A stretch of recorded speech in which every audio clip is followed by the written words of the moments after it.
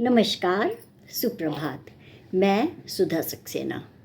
जैसे कि हम सब जानते हैं कि हमारे पास एक सीमित समय है, प्रतिदिन का, वर्ष का या जीवन का, और उम्र के अलग अलग पड़ाव हैं, अलग अलग मोड़ हैं जहाँ हमें अपने जीवन को सजाने, संवारने और सहज बनाने के लिए अलग अलग प्रकार के कार्यों की आवश्यकता पड़ती है।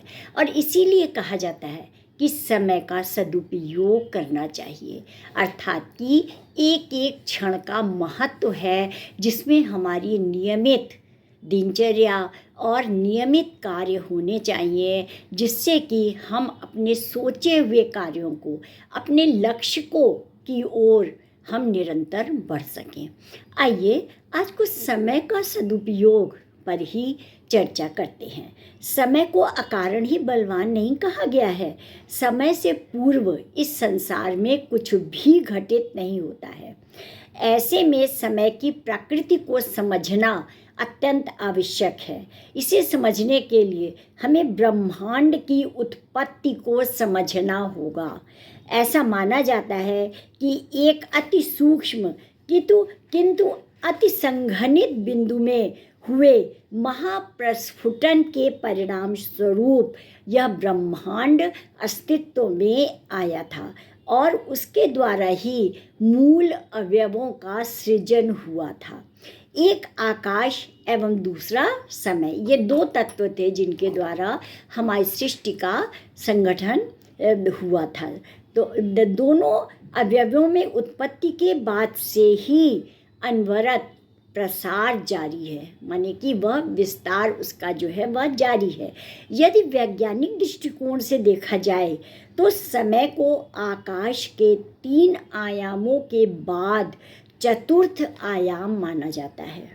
भौतिकी का सिद्धांत कहता है कि ब्रह्मांड बिंदुओं के बजाय घटनाओं का एक समुच्चय है।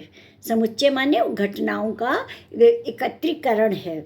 घटनाएं लगातार घट रही हैं, उनके घटने का स्थान व समय भिन्नता लिए हो सकता है।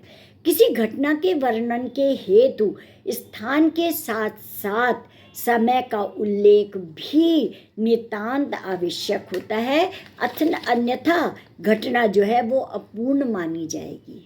माने कि समय का उल्लेख आवश्यक है कि किस समय ये घटना घटी। जैसे जैसे समय का प्रसार हुआ, हमने देखा कि वह घटक 3 भागों में विभक्त हो गए, 3 घटकों में विभक्त हो गए। इन घटकों को ही हम भूतकाल, वर्तमान काल और भविष्य काल कहते हैं। यदि इस प्रश्न पर विचार किया जाए कि आखिरकार वर्तमान की परिभाषा क्या है, तो निश्चय ही बड़ी अनिश्चितता की स्थिति उत्पन्न हो जाती है। वर्तमान केवल तात्कालिक समय की ओर इंगित करता है। फिर यह निष्कर्ष ही तार्किक लगेगा कि वर्तमान प्रत्येक क्षण भूतकाल में परिवर्तित होता जा रहा है और हम भविष्य की ओर रूपांतरण में, वर्तमान का रूपांतरण भविष्य में होता जा रहा है। माने वर्तमान भूत होता जा रहा है और वर्तमान का रूपांतरण भविष्य में होता जा रहा है। ऐसी दशा में वर्तमान समय का एक महत्वपूर्ण पड़ाव हो जाता है। महत्वपूर्ण पड़ाव का तात्पर्य है कि अगर तीनों में देखें तो वर्तमान का ही प्रमुख महत्व हो जाता है। यह अति तीव्रता से गुजरता है। ऐसे में यदि हम इसका उपयोग करने में, सदुपयोग करने में सक्षम होंगे, तभी भूतकाल की उपलब्धियों को परिपूर्ण और भविष्य को संभावनाओं से समृद्ध करने में सक्षम हो सकेंगे।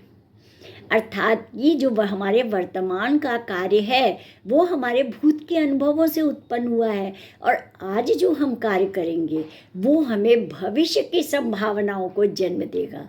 हम भविष्य में जो कार्य चाहते हैं, जिस लक्ष्य की ओर जाना चाहते हैं, उसके लिए हमें वर्तमान में बढ़ना होगा एक एक कदम, तभी हम भविष्य की ओर जाएंगे।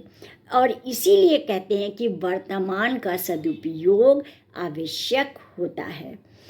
एक बात और है कि भूतकाल को उपलब्धियों से परिपूर्ण और भविष्य को संभावनाओं से समृद्ध करने में वर्तमान ही सक्षम है। वस्तुतः अतीत की स्मृतियों और भविष्य की कल्पना में खोए रहने के बजाय वर्तमान पर ध्यान केंद्रित करना ही श्रेयस्कर होगा।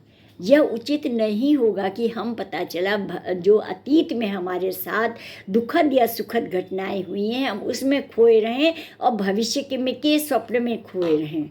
इन दोनों की जगह हमें वर्तमान में जो हमारी परिस्थिति है, जो क्षमता है, उसके अनुसार ही हमें कार्य करना होगा। तो आज इतना ही। आप सबको यदि मेरी चर्चा अच्छी लगती हो तो मेरे चैनल को कृपया आगे बढ़ाएं। धन्यवाद। नमस्कार।